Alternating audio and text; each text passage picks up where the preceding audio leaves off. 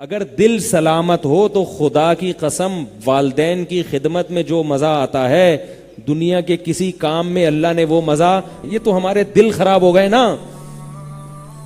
بوڑھی ماں آپ کے گھر کے علاوہ کسی اور کے گھر میں رہ لے دوسرے بھائی کی, کیسے برداشت ہوتا ہے بھائی؟ ماں ہے بھائی, ہمارے گھر میں رہے گی وہ. میں نے بتایا تھا نا سعودی عرب میں جھگڑا ہو گیا تھا اس پہ. ماں بوڑھی ہو گئی, ایک بیٹا ادھر رہتا ہے, ایک دوسرا بیٹا ادھر رہتا ہے. ایک بیٹا کہہ رہا ہے بوڑھی ماں میرے ساتھ رہے گی, دوسرا بیٹا کہہ رہا ہے بوڑھی ماں. بھائی گھر میں اگر بوڑھا باپ نہ ہونا اور بوڑھی ماں نہ ہو, وہ گھر کم ہے ہوٹل زیادہ ہے. گھر بنتا کس سے ہے؟ ماں باپ سے. اگر گھر میں والدین نہیں ہیں تو وہ گھر نہیں ہے. والدین وہ ذات ہوتے ہیں جو بھائی بہنوں کو جمع کر دیتے ہیں ایک جگہ. اگر والدین نہ ہوں تو بھائی بہنوں کا بھی رشتہ آہستہ آہستہ کمزور ہونا شروع ہو جاتا ہے. تو اس لیے اللہ نے جن لوگوں کو والدین کی نعمت سے نوازا ہے نا, تو اس نعمت کی قدر کرو, اس نعمت کی قدر کرو. نبی صلی اللہ علیہ وسلم نے ارشاد فرمایا کہ اس شخص پر اللہ کی لعنت ہے جس کو بوڑھے والدین میں سے دونوں یا کوئی ایک ملا اور اس نے ان والدین کی خدمت کر کے جنت اپنے اوپر واجب نہ کر لی. اتنا بہترین آپشن اللہ نے جنت کمانے کا دیا تھا اور اس نے یہ آپشن ضائع کر دیا. کسی بزرگ کی خدمت میں وہ اللہ نے ثواب نہیں رکھا جو ثواب اللہ تعالیٰ نے والدین کی خدمت میں رکھا ہے. میرے نانا انتقال ہو گیا, اللہ ان کی مغفرت فرمائے. حضرت مولانا عبد الرحیم رائے پوری رحمہ اللہ تعالی, جو ہندوستان کے بہت بڑے بزرگ گزرے ہیں, ان کی خدمت میں گئے اور عرض کیا کہ حضرت آپ کے پاس آیا ہوں آپ سے دعا کروانے کے لیے. کیوں آیا ہوں؟ دعا کروانے کے لیے. تو میں نے اپنے نانا سے خود سنا, فرمایا کہ مولانا عبد الرحیم رائے پوری رحمہ اللہ تعالی نے فرمایا کہ تمہارے والدین زندہ ہیں؟ فرمایا ہاں. فرمایا پھر میرے پاس آنے کی کیا ضرورت ہے؟ سمجھ میں آ رہی ہے بات؟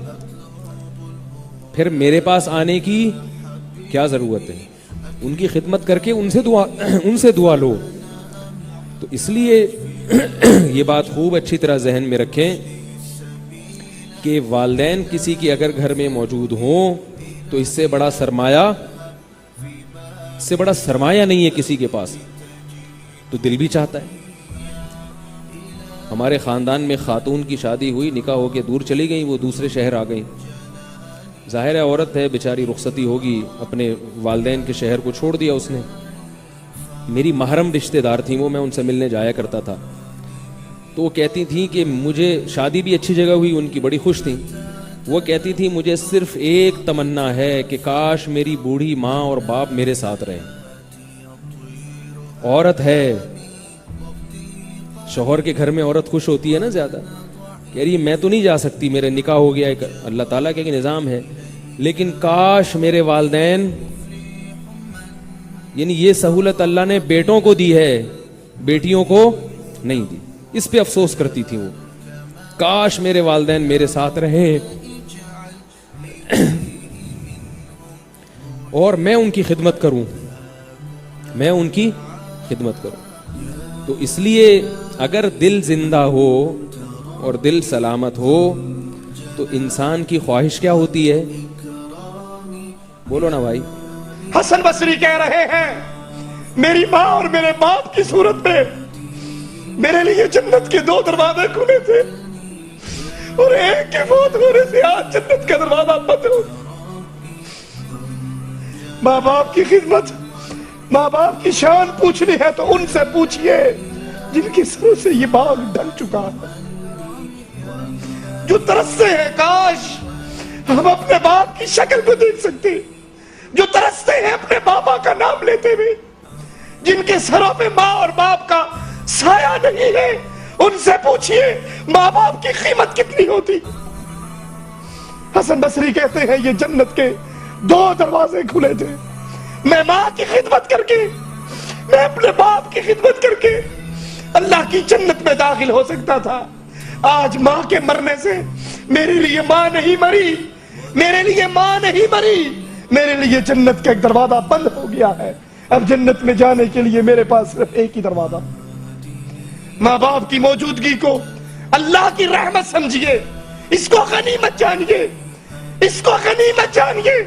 اللہ کی قسم کھا کر کہتا ہوں، دنیا کی ہر چیز انسان کو مل سکتی ہے، ماں باپ کی نعمت گزر جانے کے بعد دوبارہ نہیں مل سکتی.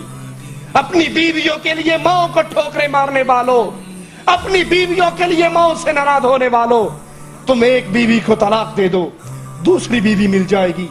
اولاد کو چھوڑ دو اور اولاد مل جائے گی. مال برباد ہوتا ہے اور مال مل جائے گا، لیکن اگر ماں کا سایہ اٹھ گیا ساری عمر تڑپتے گزر جائے گی، ماں دوبارہ نصیب نہیں ہوگی. سبسکرائب کیجئے ہمارے چینل اور دبائیے بیل کا آئیکن تاکہ آپ کو ریگولر نوٹیفیکیشن اپڈیٹس مل سکے.